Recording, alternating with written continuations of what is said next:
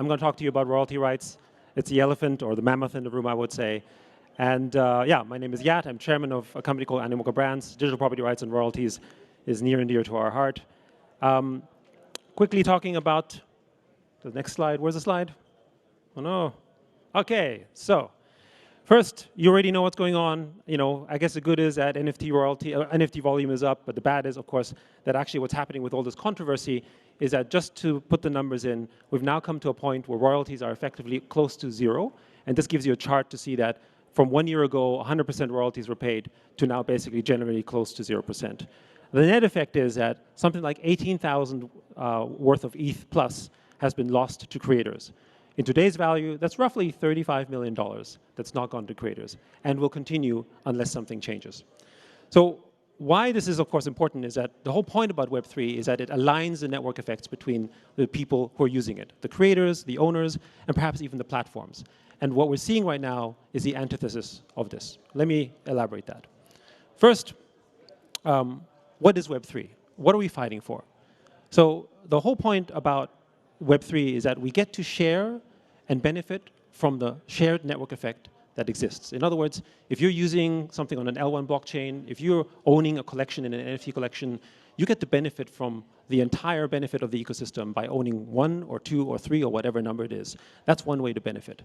In the Web2 world, that benefit was accrued to the platforms. So we think of this as something that is free, but actually nothing is free. You're using Facebook, they farm your data. You think you get it for free. They pay for the server costs. In reality, they take all your data, and they take all the value that's generated from that data. In the Web3 construct, actually, it's sharing and sustaining that. Right? In other words, when you're using the platform, when you're using Ethereum, for instance, we all pay gas, right, as a mechanism to support the infrastructure, to maintain the sanctity and the strength of the network. And as a result of that, we also have a way for that network to evolve to where that is today. It's funded this way. And our perspective is that royalties to creators is essentially another kind of gas. It is the gas of the NFT world, and it's important to have that. And that's also another way in which you benefit from that network effect. And that's what we're all fighting for. Now, if you didn't have royalties, then you wouldn't be able to have the benefits that we see today, what's happening with Bored Apes, for instance, or Cool Cats, or Azuki, or any other project that's out there. There wouldn't be a business model around free mints. But how does it work in sharing the network effect? It works because sort of like a company like Yuga can actually allow you to participate through a very relatively low cost into the ecosystem. But who gives value to the Yuga ecosystem? It's not specifically just Yuga itself. It's every person who owns a Bored Ape, who's going out and making burger joints, who's going out basically building sort of a product or is promoting it, and who benefits? Every other person who also owns a Bored Ape. But how can you have participation in this when the entry cost is high? So Yuga has made hundreds of millions of dollars in royalties, which then bred an ecosystem that allowed for things like mutants and kennel dogs and eventually the other deed, what happened with ApeCoin. And you see this with all of these other projects. So what's actually happening is that system that some people say they don't like is actually a benefit that has paid forward because it essentially is the equivalent of protecting, in this case, the ecosystem that is Yuga and any other project out there. So the incentive alignment is strong if you do it this way. And if you don't have royalties, you won't have that. And the same goes for teachers. People are selling teacher NFTs, for instance, where they earn royalties. If you don't have royalties on that, teachers don't get additional income from this. This is not just about artists. It's for all sorts of creators in the world. And that's exactly why Web3 is so powerful and why you need continued creator fees and royalties. All right. So this comes to this thing known as the tragedy of commons, which happens when you have the free rider effect. You can study this online. I won't go too much into it. But the whole point is this, that when people believe that you can extract a service which actually has, is a common benefit, and just a few people take away from it, right? Then you think it's okay because everyone else is paying for it. If I don't have to pay for it, then who cares, right? Sometimes we think about this about taxes. Sometimes we think about digital content. Often we think about this in the context of pollution as well. If everyone is generally keeping the environment clean and I kind of pollute it a little bit, then maybe it doesn't seem so bad and it doesn't really matter. But it has long-term effects. And the way we think of this is that the free rider effect here is that those people who trade and don't pay a royalty fee affect the system because they're not paying for it. And eventually you have what happens, which is market failure.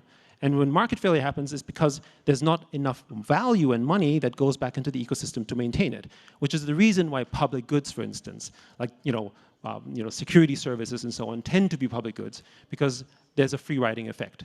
So you pay for it in a different way. You pay for it in the form of taxes. So it's not really free riding. You're paying the government to maintain these services because the community itself might not. But in this case, we're talking about private enterprise. And there's some good examples how the tragedy of commons has affected because of the free rider effect. The most famous example, obviously, is music. So for those of you old enough to remember, in the 80s and maybe early 90s, music was a fairly thriving business.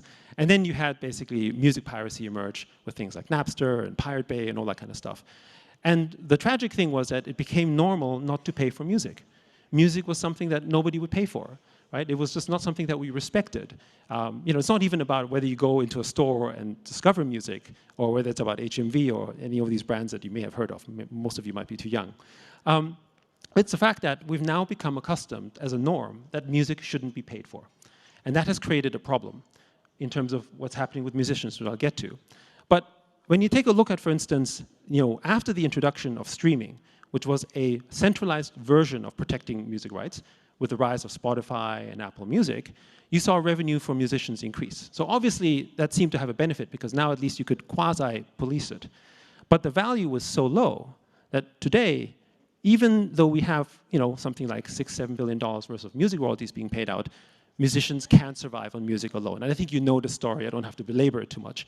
But basically, making music and having it streamed gives you paid almost nothing. It's like a promotional tool. And who benefits? The platforms. This, by the way, is not just true for Spotify. It's true for Facebook. It's true for Amazon. It's true for every company that basically has control in a centralized manner. And that's actually the issue here, which we need to protect for. It's an example of how music basically sort of got destroyed from the value that it actually used to have. Now, public blockchains, metaverse, non-fungible tokens, and so on, we think of them as a construction of a national economy. And so that's why things like free riding and public goods and common goods are really important here. Let me give you an example here. So the creative aspect of any economy, when we talk about national economies, is actually driven very much by arts and culture. Last year, close to $900 billion of basically sort of service-related revenue came from arts and culture in the US alone, which is basically making it the second largest sort of industry in terms of economic activity, employing millions and millions of people. Very, very important. But perhaps more important than just the fact that it's driving close to $1 trillion of value to the US economy is the fact that the effect of culture drives much, much more value overall as an ecosystem.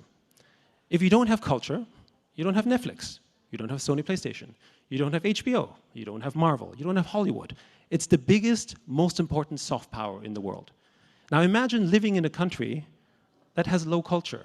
We have opinions about this, right? In some places, people might have an opinion about American culture, but American culture is perhaps the biggest soft power there is. Because of Hollywood, the American dollar has actually influence. The value isn't the fact that it has just a strong military and the fact that it has a powerful currency and an economy. It's the fact that it has influence. Its values, its ideas, its culture, all of these things, its memes, as you were, is the reason why it has power. And it comes from the fact that in the US, generally speaking, these type of arts and culture rights are protected, and that allows it for an economy to grow. And the risk is, of course, if we don't protect it in the Web3 world, then do we get to a point of an example which I'm going to show you, which is China. China was the #1 piracy place in the world.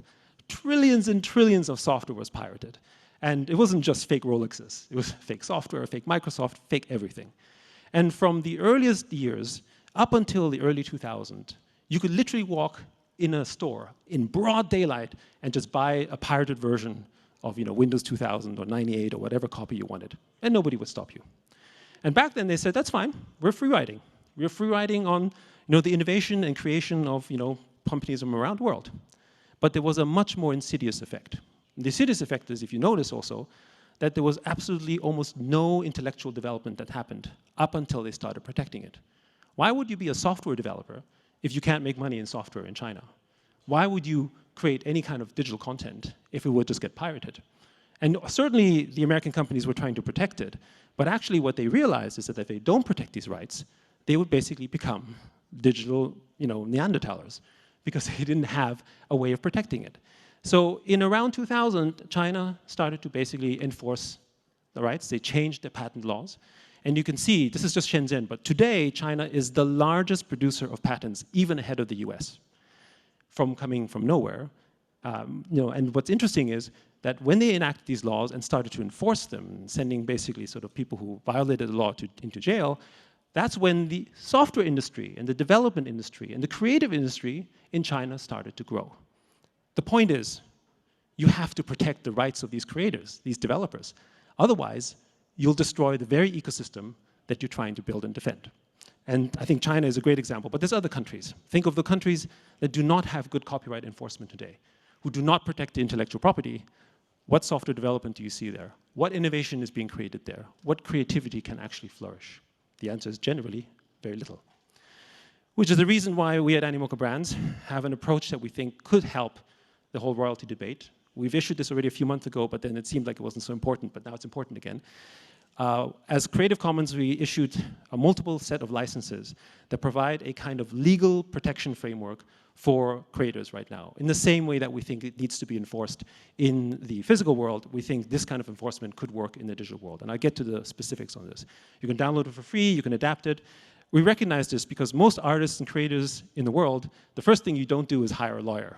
We get it, right? It's not the first expense you want to put out, which means you're issuing your content without actually thinking about the rights management. And what the license agreement does, it's inspired basically on sort of the way the Digital Millennium Copyrights Act works, is that if you use this NFT license, that if you fail to pay royalty as a marketplace, not as the end user, then there is an enforcement mechanism around there because you're now accruing liability as long as you give notice to that marketplace. This has precedent, which I'll explain shortly, because it comes in the form of copyright. It also means that all of you have to consider how you copyright your material. Some of the material that you copyright has to be registered. In some countries you don't. But the point being that you can have copyright protection and use those laws to protect your rights. And then what then happens is that once you give them a notice, if they still don't comply, they do start to accrue liability. Whether you enforce it or not is a different question. I'll come to that. We have actually precedent on this. The most famous case was, of course, YouTube versus Viacom. While this case was settled out of court, the net effect was that YouTube basically agreed to pay royalties on all the content that was used for other creators, not just Viacom at that moment in time. And it was settled out of court, probably because YouTube didn't want an actual court law, because who knows what would have come out of this. And this has happened with video game companies, it happened with Napster versus Metallica, it happened with all of these industries. And the result, of course, is that it had a net benefit for the entire industry. And today you can do that as well. If some of your copyrighted material was seen on YouTube, YouTube, through the safe harbor, is able to say, I didn't know about it, so I don't have a penalty. However, once you send them a notice and you say, let me tell you that there's an infringement, they typically take it down. And that's because why accrue liability? Which has the same effect as removing it from the infringing marketplace. But our perspective would be that if you're a marketplace and you still want to trade them, may as well just honor the royalty, very little cost, as opposed to potentially accrue potential liability. Now, there's an argument that people make that, it's not market efficient. Humans are greedy and we're capitalists, and therefore everything we do must be optimized. That's certainly a certain kind of trader perspective. But we have many examples in the physical world today that we're willing to pay a premium for sustainability. How much do you pay for something that's green, or something that's electric, or something that's carbon friendly? If we didn't think that, we wouldn't drive Teslas, we'd buy the cheapest car out there. We buy and invest in things, not just because it has value right this moment in time, because we want it to be sustainable in the long term. We do this as people all the time. So this isn't about short-term profits, it's about sustainable profits. It's what the ethos of Web3 is like. By paying royalties, by honoring that, it's not just good for the ecosystem, it's also creating a sustainable ecosystem. And it creates what typically is defined by a lot of market economists as the triple bottom line. So it's not just about profit, it's about other elements which we're seeing much more in corporations. And I would argue that even though in Web3 we don't articulate a triple bottom line, through the effect of the shared network effect, we're kind of already there. So let me close with this thought. I only have a little bit of time. This was an interesting test done in the 60s or 70s by George Land and Beth Jarman. It was a test to see originally, when a NASA scientist would apply for a job, whether they were very good at divergent thinking, as in how creative could they solve a problem. Because back then, and even today, if you fly someone to the moon and shit happens, you want to make sure that you have a really, really creative engineer that can solve it, because you don't have a guidebook that says, if something happens in the moon, what do you do? So they took that same test and made some variations and applied it to children to see how creative they were. Children on the age of 5 were basically genius-level creative people. 98% solved that problem. This is research that you can find outside. By the time they were around 10, it dropped to 30%. By the time they were teenagers, it was 12%. And the adults that were tested, most of us in this room, we only scored 2%.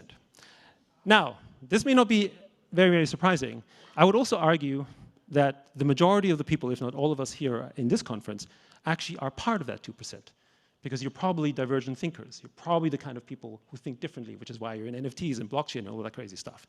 But anyway, the point being is that the majority of the world, especially, has been educated out of creativity. Why am I sharing this? Well, first of all, we're born creative. We're not made creative. Creativity is our natural nature. It's who we are. Which means that what we're fighting for isn't just the rights of a musician or the rights for an artist. It's the rights for all of us. When we create data, when we're using Facebook, when we're interacting, we're actually giving some of our juice. We're giving some of our data, some of our insights, some of our creativity. Creators are the backbone of all culture. We know that. But culture is the backbone of all economies, which is what I demonstrated earlier as well. We talk a lot about capitalism. This is what this is. The protection of private property rights is what makes capitalism work.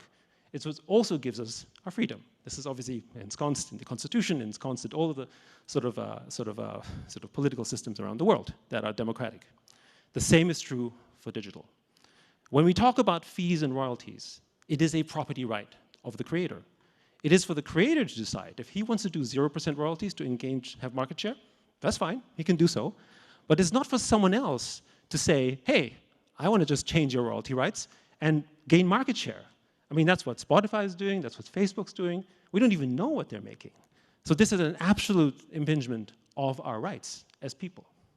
So I'm going to close, and this one, well, the other thing is strong property rights correlates to freedoms and democratic systems. And this is something, again, that's been well studied. The countries that have strong property rights, the countries that have protection of intellectual property, have the highest GDPs in the world, have also generally the best liberties. The countries that don't, say North Korea, have very low GDPs, very low income, no rights, and also no freedoms. So that's the extreme. So when we're thinking about protecting property rights here, the rights of creators as an example, or for all of us, we're not just thinking about protecting the rights of a certain subset of people. It's about the entire framework of these new kind of national economies that we're looking to build. I'll close with this.